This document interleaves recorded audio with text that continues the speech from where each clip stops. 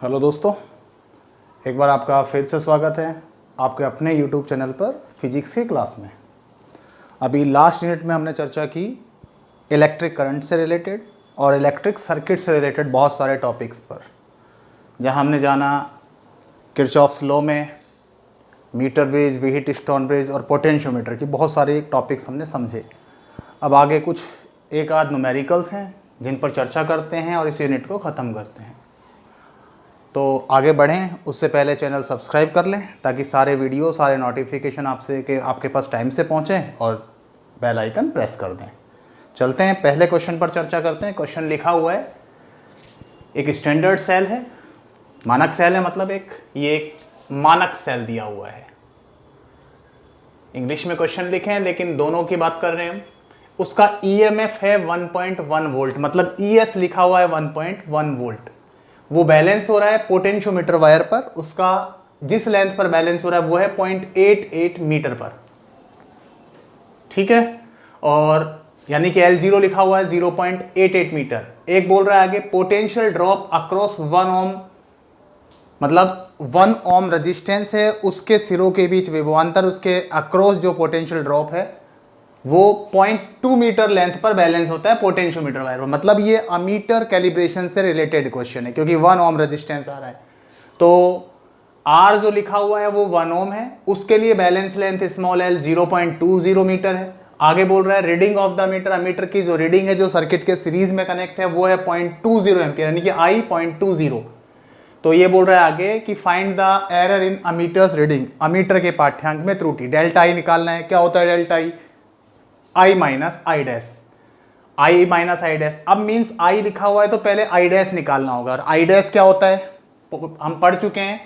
I dash होता है V dash के इक्वलेंट, दोनों सेम होते हैं 1 ओम के लिए, X इंटू L, और X का वैल्यू होता है ES ओवर L0। तो सबसे पहले X कैलकुलेट करेंगे तो X ES over L0, ES का वैल्यू 1.1, L 0.88, इसको सॉल्व करते हैं तो ये आ रहा है 1.25 वोल्ट पर मीटर। पहला हमारे पास पोटेंशियल ग्रेडियंट आ गया। अब यहां से इसके अकॉर्डिंग 1 ओम का जो रेजिस्टेंस है उसके बीच, उसके सिरों के बीच विभवांतर या पोटेंशियल ड्रॉप अक्रॉस इट किसके इक्वलेंट होता है? उसमें करंट के equivalent. I dash is equals to V dash is equals to XL, तो I डैश होगा X इंटू L। X का वैल्यू 1.25 वोल्ट या एम्पियर लिख सकते हैं क्योंकि वोल्टेज और करंट दोनों सेम होते हैं 1 ओम के रेजिस्टेंस के लिए। L का वैल्यू 0.20 मीटर, इसको सॉल्व कर रहे हैं तो ये आ रहा है 0.25 एम्पियर, यानी कि अमीटर की रीडिंग थी 0.20 एम्पियर, पोटेंशियोमीटर की वही रीडिंग आई है आपके पास 0.25 एम्पियर। तो अमीटर के लिए जो आपके पास एरर होगा वो होगा delta I is equals to I minus I dash 0.20 I जो आपके लिखा हुआ है मीटर की रीडिंग। पोटेंशियोमीटर का रीडिंग आपने निकाला है I डैश 0.25, सोल्व करने पर आ रहा है माइनस का 0.05 एम्पियर। तो ये अमीटर कैलिब्रेशन का क्वेश्चन है। कैसे सोल्व होगा आपने लिखा हुआ है, बोर्ड पर है, नोट्स में आपको प्रोवाइड करवाता हूँ, फिर भी आप यहाँ से बिल्कुल क्लियर दिख रहे हैं। तो ये अमीटर का है। ऐसे ही वोल्ट मीटर कैलिब्रेशन का कोई क्वेश्चन होगा तो वहाँ वोल्टेज मिलेगा, ठीक है आपके पास। आगे चलते हैं दूसरे क्वेश्चन में। आगे बोल रहे हैं in an experiment of potentiometer, एक विभव मापी का एक प्रयोग है। Balance length for a cell of 1.25 volt is 4.25 metre, मतलब एक सेल जिसका EMF है 1.25 वोल्ट, वो बैलेंस हो रहा है पोटेंशियोमीटर वायर पर 4.25 मीटर पर। मतलब एक सेल का E1 लिखा हुआ है एक तरीके से आपके पास, एज्यूम कर सकते हैं E1 कितना लिखा हुआ है, दिस इज E1, E1 लिखा हुआ है एक तरीके से 1.25 वोल्ट। L1 लिखा हुआ, दिस इज L1 4.25 मीटर। आगे बोल रहा है एक सेल, दूसरा सेल जो है वो 6.80 मीटर पर बैलेंस हो रहा है, मतलब दूसरे सेल के लिए बैलेंस लेंथ लिखी हुई है 6.80 मीटर, तो उसका EMF निकालना है। मतलब एक तरीके से क्वेश्चन किससे रिलेट है, हमने पढ़ा था पोटेंशियोमीटर के टॉपिक को, दो सेल जो हैं उनके EMF का कंपैरिजन। तो यहाँ एक सेल का EMF है, उसकी बैलेंस लेंथ L1 है, दूसरे सेल का EMF निकालना E2, उसका बैलेंस लेंथ आपके पास है L2। तो फॉर्मूला था आपके पास E1 over E2 is equals to L1 over L2। तो यहाँ से E2 का वैल्यू आएगा क्या, ये दोनों इधर आ जाएंगे, इधर E2 is equals to L2 over L1 into E1। तो L2 का वैल्यू 6.80 मीटर, L1 का वैल्यू 4.25 मीटर, E1 का वैल्यू 1.25 वोल्ट। तो इनको सॉल्व कर लेते हैं, आंसर आ रहा है आपके पास में 2 वोल्ट। तो ये क्वेश्चन रिलेटेड था किससे, दो सेलों के ईएमएफ के कंपैरिजन से, उसी से रिलेटेड क्वेश्चन। अब चलते हैं थर्ड क्वेश्चन पर चर्चा करते हैं। ये मीटर ब्रिज से रिलेटेड, एक मीटर ब्रिज सर्किट दिया हुआ है, ये रजिस्टेंस R का वैल्यू 55 ओम, ये आपके पास अननोन रजिस्टेंस है। यहां क्वेश्चन में बोल रहा है कि in the present diagram metre bridge circuit is shown, metre bridge circuit का या परिपथ का दिखाया गया है उसको। इसमें बोल रहा है कि galvanometer is in zero deflection state, मतलब इसमें डिफ्लेक्शन जीरो है तो ये बैलेंस स्टेट है। जब गैल्वेनोमीटर में डिफ्लेक्शन जीरो होता है तो ब्रिज बैलेंस स्टेट होती है, ब्रिज संतुलन की अवस्था होती है, तो बैलेंस स्टेट है।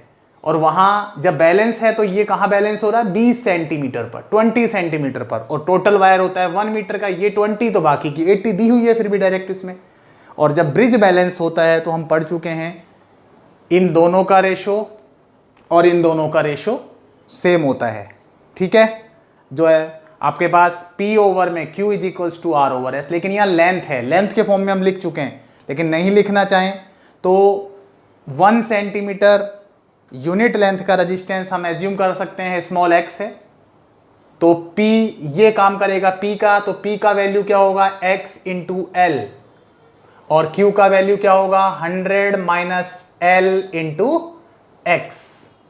तो balance state P over Q is equals to R over S, 20 centimetre पर बैलेंस, तो ये हो गया 20x, बाकी हो गया 100 माइनस 20x, R 55 और ये अननोन S, तो ये 20x to x cancel, 20 over 80, 55 over S, तो यहाँ 1/4 होगा 55 ओवर S, तो S 4 से मल्टीप्लाई होगा 220 और ये इससे मल्टीप्लाई होगा 1 से, तो S का वैल्यू आ रहा है 220 ओम।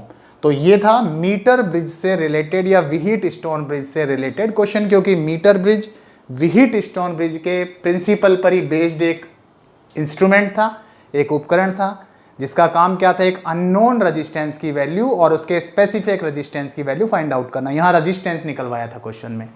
अब अगले क्वेश्चन पर चर्चा करते हैं। इसमें बोला है क्वेश्चन नंबर 4 में, if current in primary circuit of potentiometer is 0.2 ampere, मतलब विभव मापी जो है उसके प्राइमरी सर्किट, प्राथमिक सर्किट जो है उसमें धारा है वो दी हुई है 0.2 एम्पियर, 0.2 एम्पियर। आगे बोल रहा है specific resistance of potentiometer wire is 4 into 10 power -7 ohm into metre, मतलब पोटेंशियोमीटर वायर जो इसका विशिष्ट प्रतिरोध, स्पेसिफिक रेजिस्टेंस, उसकी रजिस्टिविटी दी हुई है 4 into 10 power -7 ohm into metre. लेकिन मैंने यहाँ जब पोटेंशियल ग्रेडियंट से रिलेटेड बात की थी तो वहाँ स्पेसिफिक रेजिस्टेंस के दो सिंबल हम ले सकते हैं, रो और के, यहाँ के से शो कर रहे हैं इसको, 4 into 10 power -7 ohm into metre. आगे बोल रहा है cross section of wire is 8 into 10 power -7 metre square, मतलब जो वायर है पोटेंशियोमीटर उसका क्रॉस सेक्शन एरिया दिया हुआ A, 8 into 10 power -7 metre square. तो जब हमने टॉपिक पढ़ा था वहाँ आपसे चर्चा की थी पोटेंशियल ग्रेडियंट, इसमें निकलवाया है। पोटेंशियल ग्रेडियंट का वैल्यू निकालना है K और A के फॉर्म में, तो फॉर्मूला था x इज इक्वल्स टू आई के ओवर A। I का वैल्यू 0.2 दिया हुआ है, K आपके पास दिखा हुआ है, A का वैल्यू लिखा हुआ है तो I 0.2, K का वैल्यू 4 इंटू 10 पावर -7, A का वैल्यू 8 इंटू 10 पावर -7, तो 10 पावर -7 से -7 कैंसिल, इससे हम इसको सॉल्व कर सकते हैं 2, इससे इसको डिवाइड कर सकते हैं 0.1 वोल्ट पर मीटर। तो यानी कि यहाँ पोटेंशियल ग्रेडियंट की वैल्यू स्पेसिफिक रेजिस्टेंस और क्रॉस सेक्शन के फॉर्म में सॉल्व करवाई है, तो ये पोटेंशियल ग्रेडियंट से रिलेटेड क्वेश्चन था। आगे चलते हैं।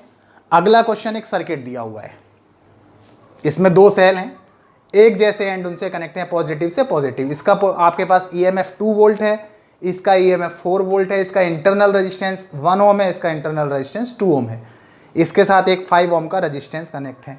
सबको पता है जब एक जैसे एंड कनेक्ट हो जाएं तो करंट एक ही डायरेक्शन में होगी, एक सेल के कारण, एक सेल के कारण रिजल्टेंट करंट, यहाँ डायरेक्शन दे रखा है इस तरह से, तो डायरेक्शन करंट का इधर है, यानी कि ये सेल इफेक्टिव है, ये इफेक्टिव नहीं है, ठीक है। और सर्किट में करंट वैल्यू निकलवा रहा है तो करंट आप सेलो के सीरीज और पैरेलल कॉम्बिनेशन के अकॉर्डिंग कलेक्ट कर आपके पास कैलकुलेट कर सकते हैं। करंट आप किरचॉफ्स लॉ के अकॉर्डिंग कैलकुलेट कर सकते हैं, जैसा आप चाहें वैसा कैलकुलेट कर सकते हैं। तो यहाँ हम करंट कैलकुलेट कर सकते हैं सीरीज और पैरेलल कॉम्बिनेशन के अकॉर्डिंग और किरचॉफ्स लॉ के अकॉर्डिंग। हम किरचॉफ्स लॉ के अकॉर्डिंग बात करते हैं तो ये क्लोज्ड लूप है, बंद लूप। और बंद लूप में कौन सा लॉ लगता है? Second law, Kirchhoff second law हम फॉलो कर सकते हैं। तो किरचॉफ सेकंड लॉ क्या कहता है कि एक क्लोज्ड लूप में एक पर्टिकुलर डायरेक्शन में आपको चलना है और उस डायरेक्शन में जितने भी वोल्टेज आएंगे, जितने भी ईएमएफ आएंगे, उनका अलजेब्रिक सम, उनका बीजगणितीय योग, सारी वोल्टताओं का बीजगणितीय योग 0 होता है। तो हम डिसाइड कर लेते हैं, करंट की डायरेक्शन में चल लेते हैं। नाम दिया हुआ है इसका A B C D, closed loop A B C D. A के लिए हम फॉलो कर रहे हैं, हमारा डायरेक्शन भी ये है, करंट का डायरेक्शन भी ये है। और मैं सिखा चुका हूं, अगर करंट की डायरेक्शन में आप चलते हैं तो जितने भी रजिस्टेंस वहां आते हैं, उन रजिस्टेंसों के, उन प्रतिरोधों के सिरों के बीच विभवांतर, पोटेंशियल ड्रॉप अक्रॉस देम, उनको पॉजिटिव लेना है। करंट के अपोजिट आ जाते हैं वो, तो उनको नेगेटिव लेना है। अगर जो बैटरी आपकी डायरेक्शन में आप चल रहे हो, बैटरी प्लस से माइनस क्रॉस करेगी तो उसका ईएमएफ पॉजिटिव लेना है। जो माइनस से प्लस क्रॉस कर जाएगी उसका ईएमएफ आपको नेगेटिव लेना है। तो चलते हैं यहाँ, हम देखते हैं यहां से यहां जा रहे हैं, कुछ नहीं है। इधर जाने पर आपके पास एक रेजिस्टेंस आ रहा है, ठीक है। हम इधर चल रहे हैं, करंट भी इधर चल रहा है, तो इसके सिरों के बीच पोटेंशियल कैसा होगा? पॉजिटिव, विभवांतर पॉजिटिव। क्या होता है? V equals to I R. तो R 5I, इसमें कैपिटल I चल रहा है तो 5I पॉजिटिव। इसके बाद आपको दिख रहा है यहाँ रेजिस्टेंस, लेकिन रेजिस्टेंस लिखा हुआ है, यानी कि इसमें रेजिस्टेंस है। तो आप इधर चल रहे हैं, रेजिस्टेंस भी इधर ही आ रहा है, तो यहाँ क्या आएगा? R2I। आप चाहें तो कैसे भी लिख सकते हैं इसको, आप लिख सकते थे RI पॉजिटिव, ये लिख सकते हैं R2I पॉजिटिव। इक्वेशन जनरली लिख दें, माइनस से प्लस क्रॉस हो रहा है, नेगेटिव होगा E2। इसके बाद इधर आ रहे हैं, फिर रेजिस्टेंस आ रहा है, पॉजिटिव होगा R1I, प्लस से माइनस क्रॉस कर रहे हैं, पॉजिटिव होगा E1। सबका एल्जेब्रिक सम 0। अब इनके वैल्यूज डाल सकते हैं। R का वैल्यू 5I, R2 का वैल्यू 2I, इसका वैल्यू माइनस से प्लस माइनस 4, यहां R1 का value 1, current I 1I positive, plus से माइनस प्लस पॉजिटिव 2 0, सबका एल्जेब्रिक सम 0। तो कितना हो गया? 5I positive, 6 7I positive 1I, 8I minus 4 plus 2 minus 2 बचेगा इक्वल्स 0। यानी कि सॉल्व करने पर आ रहा है 8I इक्वल्स 2। तो I का वैल्यू क्या आएगा? 2/8, यानी कि 1/4। तो करंट है इसमें यहाँ पर कितना? 0.25 एम्पियर। ये तो फर्स्ट मेथड था। सेकंड मेथड भी मैं आपको बता देता हूँ, थोड़ा सा और देख लेते हैं हम इसको दूसरे मेथड से। दूसरा मेथड क्या कहता है? जनरल हम जो सीरीज और पैरेलल कॉम्बिनेशन से पढ़े थे वहां से चल लेते हैं, जनरल डिस्क्रिप्शन से देख लेते हैं, इसका सॉल्यूशन और निकाल लेते हैं। मैंने बताया था करंट का फॉर्मूला होता है I इक्वल्स टू टोटल